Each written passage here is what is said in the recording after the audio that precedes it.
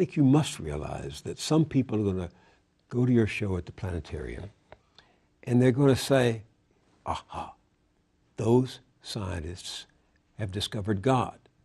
Because God, dark matter, is what holds this universe together. So is that a question? It's a statement. You know they're going to say that. So the history of discovery, particularly cosmic discovery, but discovery in general, scientific discovery, is one where at any given moment there's a frontier. And there tends to be an urge for people, especially religious people, to assert that across that boundary into the unknown lies the handiwork of God. This shows up a lot. Newton even said it. He had his laws of gravity and motion, and he was explaining the moon and the planet. He was there.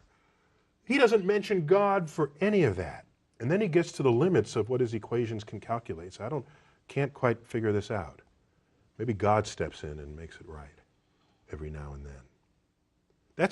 That's where he invoked God.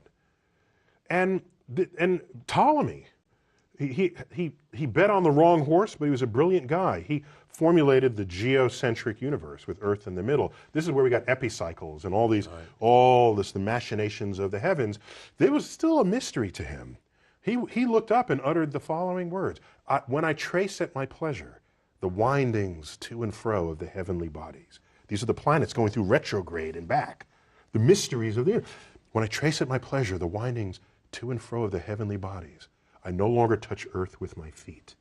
I stand in the presence of Zeus himself and take my fill of ambrosia. What he did was he didn't invoke Zeus to account for the rock that he's standing on or the air he's breathing. It was this point of mystery, and in gets invoked God. This, over time, has been described by philosophers as the God of the gaps. Mm-hmm. If that's where you're going to put your God in this world, then God is an ever-receding pocket of scientific ignorance. If that's how you're going to invoke God, if God is the mystery of the universe, these mysteries, we're tackling these mysteries one by one. If you're going to stay religious at the end of the conversation, God has to be more to you than just where science has yet to tread. So to the person who says, maybe dark matter is God, if the only reason why you're saying it's because it's a mystery, then get ready to have that undone. So that's the famous God of the gaps. Yes. So this goes back to at least Charles Coulson, who was professor of theoretical chemistry and then professor of mathematics at the University of Oxford, and also happened to be a Methodist lay reader. Mm-hmm. And he pointed out that this idea of the God of the gaps argument was a really big mistake, because science by definition expands, it discovers more. That's what science does. It wants to work out how the physical world ticks. Mm-hmm. And scientists are good at that. And so the more they discover, then there's smaller bits that we don't understand. And if we put God in the bits that we don't understand, well, we don't understand that bit of science, so God must have done that. Then you end up with God getting smaller and smaller and smaller until there's no, quotes, God at all. And again, I think that that's a wrong way of looking at science. When I come to science, when I studied physics as an undergraduate, I didn't go to my electromagnetism lectures and have lectures about Maxwell's equations, how electricity and magnetism are unified with optics. Didn't come to the end of the lecture course and said, oh, well, there you go, no room for God in that then, because we understand all that. Quite the reverse, genuinely reverse. I thought something much more like, my word, that's how ye did it. The heavens do indeed declare the glory of God. Science giving us the mechanism doesn't make God, quote, smaller. In my world, it just makes God more wonderful. When we can understand how the Creator did these things, whether it be electromagnetism, quantum mechanics, or cosmology. Sometimes people like me who are scientists and believe in God are accused of believing in a God of the gaps, which amounts, crudely put, to, well, we take some phenomenon in the universe, I can't explain it, therefore God did it.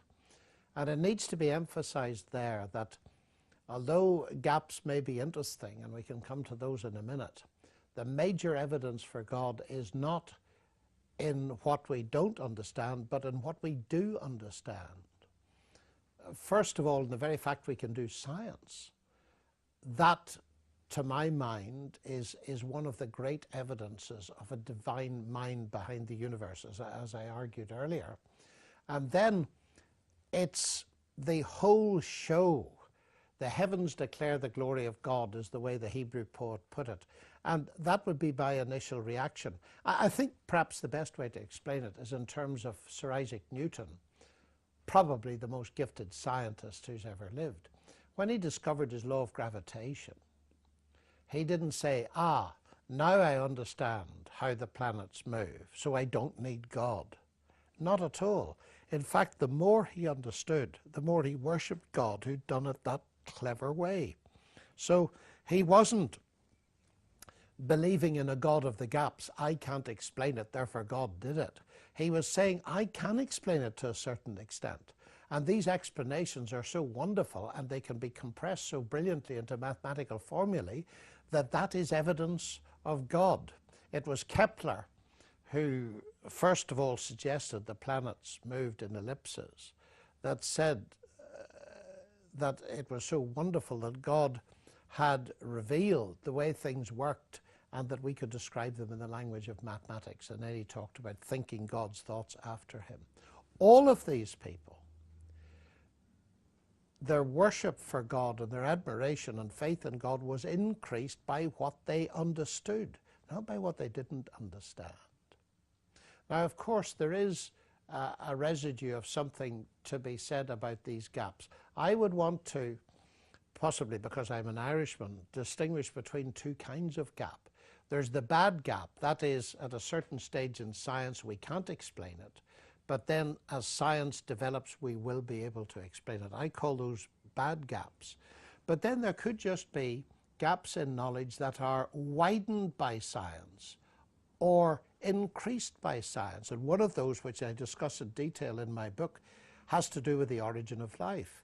In 1953, when Miller-Urey won the Nobel Prize for their experiments on bombarding a mixture that was supposed to resemble a primeval soup with electricity and discovered some of the building blocks of life, of the proteins, the amino acids, that was hailed as the discovery of the secret of life. And they got the Nobel Prize for it.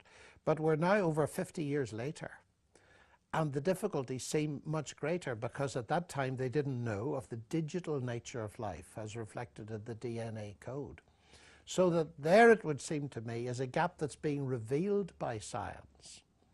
But it's a much more complex thing to go into that. So to sum that point up, I think I would want to say this, that no, I don't believe in a God of the gaps. That is, my faith in God does not depend in me using God as a place filler for the bits of the universe that I don't yet know how to explain scientifically.